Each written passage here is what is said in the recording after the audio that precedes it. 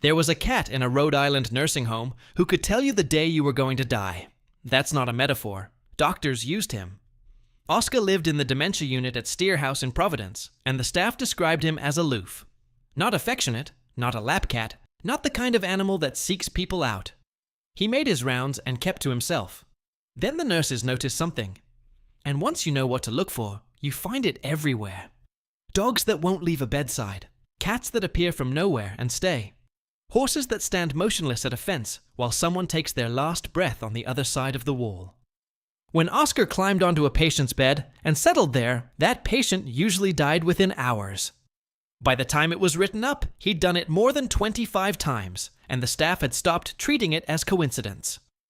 When Oscar settled in, they called the family.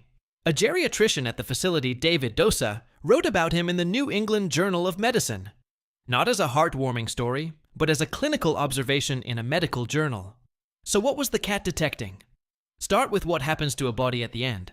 Dying isn't quiet chemically. As organs begin to fail, the metabolism shifts, breaking down fat differently and producing ketones. The volatile compounds coming off the skin and the breath change in concentration, and cells that are dying release specific molecules that weren't there before. A dying person and a sick person don't smell the same. You can't detect any of this. A cat carries around 200 million scent receptors in its nose, and you have about 5 million. Dogs can be trained to identify lung cancer, colorectal cancer, and ovarian cancer from breath and tissue samples at accuracy rates that compete with laboratory testing.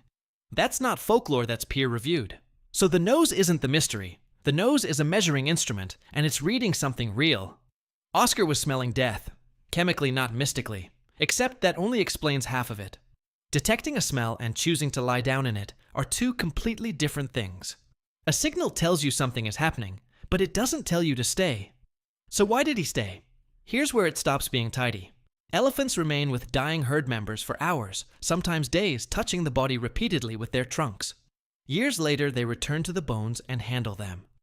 Chimpanzees sit in prolonged silence beside a dying group member, and in one documented case, a mother carried her dead infant for weeks. None of that has an obvious survival function. It happens anyway. There's a scientific term for this: thanatological behavior, death-related behavior. And it turns up in enough species that researchers have started asking whether awareness of death is far more widespread in animals than anyone assumed. Now bring it back to your house. Dogs are the most studied case because dogs have been under selection pressure to read human internal states for somewhere between 15 and 40,000 years.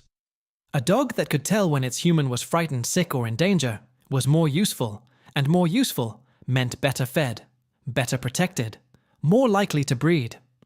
Reading you isn't a side effect of domestication. It's the thing dogs were built for. You can watch it working right now.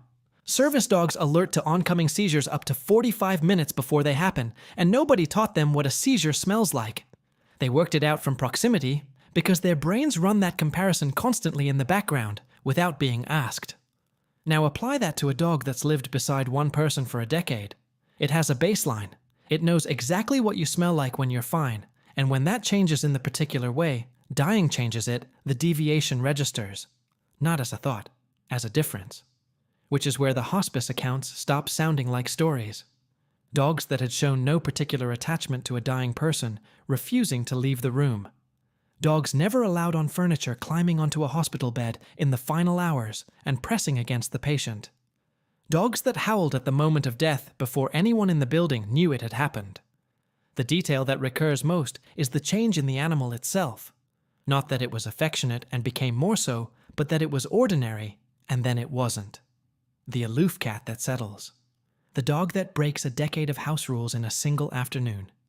Be careful here though. Those are anecdotes, and anecdotes aren't evidence. Oscar himself was a single cat in a single ward, documented by staff who knew what his presence meant, and that's a real problem with the data. But the mechanism underneath doesn't depend on the stories being true. What animals are doing isn't a sixth sense. It's the ordinary senses running at a resolution you don't have access to. The strange part was never that they can do this. The strange part is that it surprises us. We spent centuries building the assumption that animals are simpler, that whatever looks like awareness in them is really just stimulus and response, dressed up to flatter our wish to be understood by something. Then rats turned out to show distress when other rats are in pain, including strangers. Crows gather around their dead, go silent, and change their behavior for days. So do animals know when you're dying? Something more specific than yes. They detect the change through smell, through a decade of watching you through pattern recognition, running on hardware built for exactly this. And in a lot of documented cases, they respond by staying. Whether that counts as knowing. Whether there was anything it was like to be Oscar curled on a stranger's bed. Whether that cat understood mortality in any sense you'd recognize. Is past the edge of what anyone can currently answer. But when an animal stays beside you at the end, it isn't random. Something in it registered something real about what was happening to you, and it decided not to leave.